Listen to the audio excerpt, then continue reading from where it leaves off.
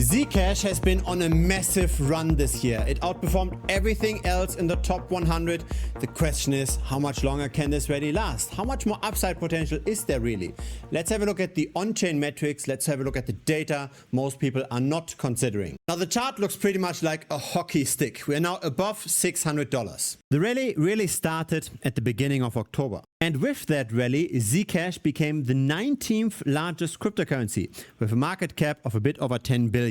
This rally has brought the asset way beyond most expectations. Because in the past we did have our rallies, but they tended to stop somewhere around 2 to 3 billion in market cap. Now we are more than 3 times that level. Some people speculated on a turnaround at $5 billion. That's where we saw a little bit of a retracement. But now the sky seems to be the limit. Even on a logarithmic scale, we are beyond what most people expected. There's again an endorsement by a prominent figure. It started off with Naval. This time it's Arthur Haynes that's accelerating the excitement. And of course, we've got whale accumulation and a technical breakout. So Arthur Haynes is simply allocating. He's not just riding the wave. And it's not just ZCash that's appreciating. It's the entire privacy narrative that's currently picking up. Have a look at the top performing crypto categories in the last 7 days. We've got the AI framework related tokens. They went up by 88% in the last week. But we've got privacy tokens, privacy blockchains, and also zero knowledge related tokens that are among the top performers. Now within the privacy space, ZCash is pretty much number one. Now in this overview, CoinGecko lists Chainlink as number one. But Chainlink isn't really privacy related. Chainlink is a data oracle, so a price feed, or more generally, a data feed for the blockchain. It's not just focused on privacy. ZCash is focused on privacy. And so how much more upside potential do we have now at a market cap of 10 billion? Now, some supporters of ZCash, some bulls that believe that the price can rally further and further, think that ZCash will replace partially Bitcoin, because Bitcoin isn't really private and there's more regulation, especially in the European Union, against privacy. That poses the question though, how much adoption of ZCash is there really? How much of this is just price hype and how much of this is actual growth? Because during the early stages of Bitcoin's development, we have seen the number of active addresses growing quite consistently. Only once Bitcoin hit 20K roughly did it transition into a savings vehicle. So that's then when the number of active addresses didn't grow anymore. The price continued to go up, but that's mainly because Bitcoin was just used to store value in. So the on-chain activity isn't that important. We are still early for ZCash though, at least in terms of market cap. So we would hope that we do see more adoption over time. Unfortunately, I don't really see that. Have a look at the number of transactions over time. It fluctuates quite a lot. The number of new addresses isn't necessarily going up. And the price rally seems to be somewhat detached from the on-chain usage. What I believe happened here is that many people were betting on falling prices of ZCash long term because ZCash tended to underperform the rest of the market.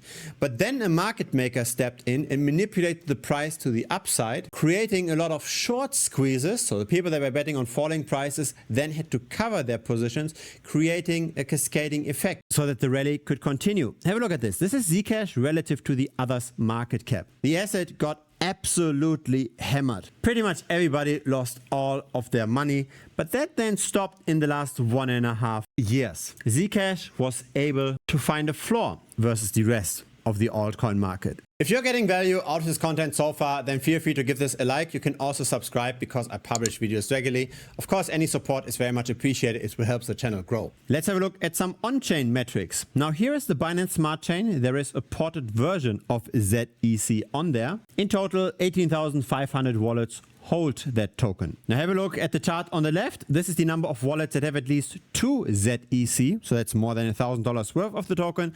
It still could be considered as retail demand. There was pretty much no accumulation at all since May of 2024. That's interestingly enough also when the underperformance stopped. And now with the recent rally, retail is coming back. But isn't it fascinating how once the retail accumulation stops, the market makers seems to have taken over and they stabilize the price. So as long as retail is buying, the token goes down. Once they stop buying, the token stabilizes. Isn't that fascinating? In the middle, we see the number of medium-sized investors. So that's not 20 tokens. That's roughly $10,000 worth of the token.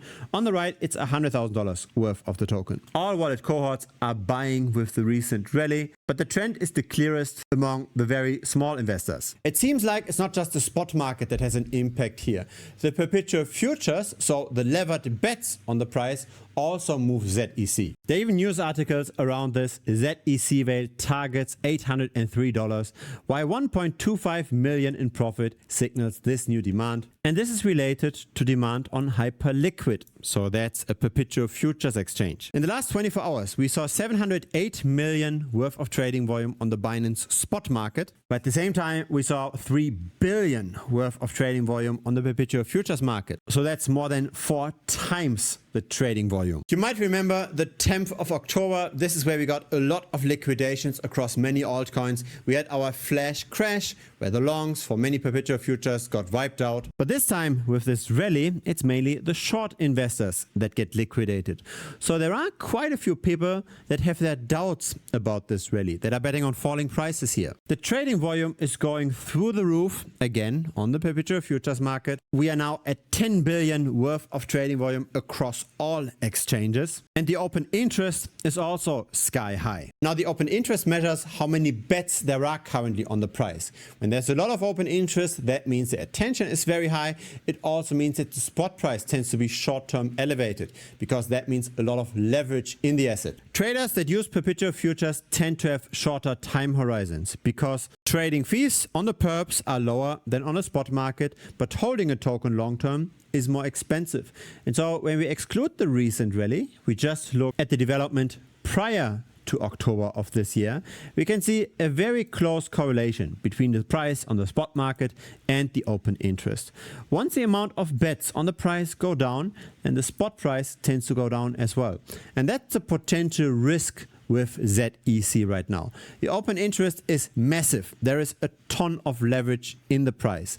And once that leverage comes down, the spot price might follow as well. Again, unfortunately, we do not see the usage of ZCash going up over time. The rally is not supported by the actual adoption. And so we are seeing short liquidation after short liquidation.